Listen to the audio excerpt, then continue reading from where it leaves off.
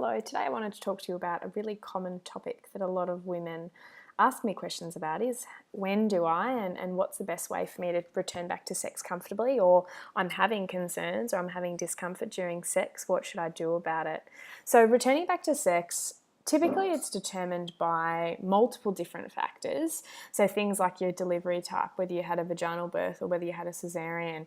Did you have an episiotomy or any significant tearing or stitches internally? Are you still experiencing bleeding or any sort of pelvic pain? So ultimately, I actually advise my clients go and have an in-depth discussion with your with your obstetrician or your midwife who are actually there. They saw the delivery, and they can advise you effectively on when is the right time for you to return back to sex. But from a pelvic floor physio point of view, I base my advice around discomfort, whether you're still having discomfort, whether when you're sitting, standing, walking, getting around, if there's pain, if there's issues there. If you're still bleeding, if you're still actively bleeding, of course it's not the most comfortable thing for you, and it's probably still a little bit too early for you to return back to sex if that's the case. But also I am basing my advice around how you're generally feeling. Are you absolutely fatigued? You're absolutely exhausted? So really the best thing for you to be doing if there is any confusion or if there's any issue is to actually come and have a chat to myself, to a pelvic floor physio, or have a really good in-depth discussion with your gynecologist or obstetrician or midwife.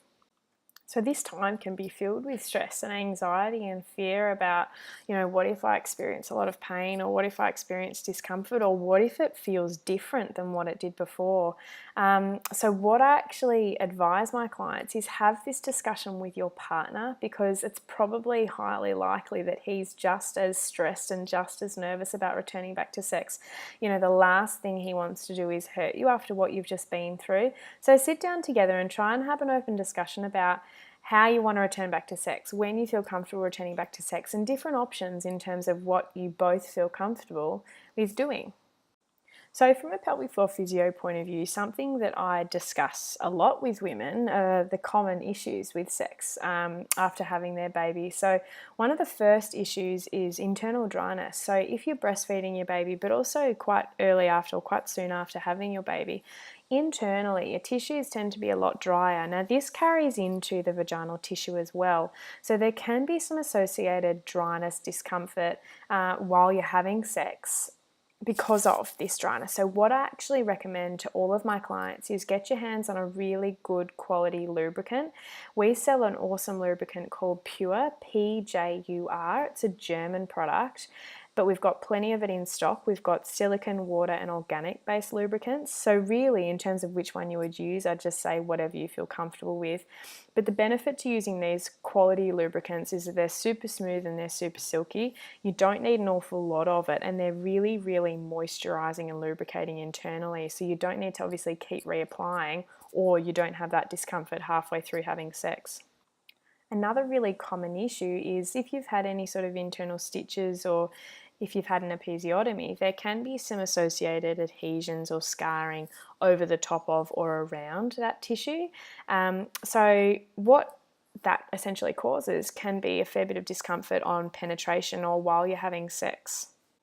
In addition to the adhesion, women can also get a fair amount of overactivity or tension around the muscles within the vagina as well. So picture yourself, you're out playing a game of footy, you've torn your hamstring. The natural response to tearing that hamstring or tearing a tissue is for the surrounding muscles to actually tighten up and stiffen up to provide extra healing and speed up the healing process of that tissue. So exactly the same thing happens after you've had any sort of internal stitches or an episiotomy. So what I advise women, if you do have any sort of scarring, any adhesions, any tension or increased tone or overactivity within the vaginal wall, is to firstly have a nice warm or hot shower. So a wet and a warm heat is actually a really effective way to relax out muscles and to reduce any sort of scarring and adhesions. Secondly, I actually strongly recommend, after you've had that checkup, that 6-week checkup with your obstetrician, is to actually start with some gentle internal vaginal massage. So the best way to do it, the easiest way to do it, is actually just in the shower. So squat down or sit down on the shower floor with your back supported against the wall and gently insert a thumb into the vagina. And all you're looking for is you're just sweeping and scoping around to see if you can find any sort of areas of discomfort or pain or any sort of lumps and bumps. And all you've got to do is just gently rub those lumps and bumps. There should be no pain. There should be no bleeding after you've done this. There should be no abdominal cramping or anything like that after you've done any sort of internal massage. It's completely safe. But in doing that massage regularly, you're actually reducing the scarring, reducing the adhesions, but it also massages out those tissues. So that's a really effective way to also reduce how much tension and how much overactivity there is within the vaginal wall. So visualize yourself with a really tight neck. It's fantastic to get a massage to release that tension. Also, it's fantastic to internally massage those vaginal tissues just to gently dilate and gently relax that area of tension and area out.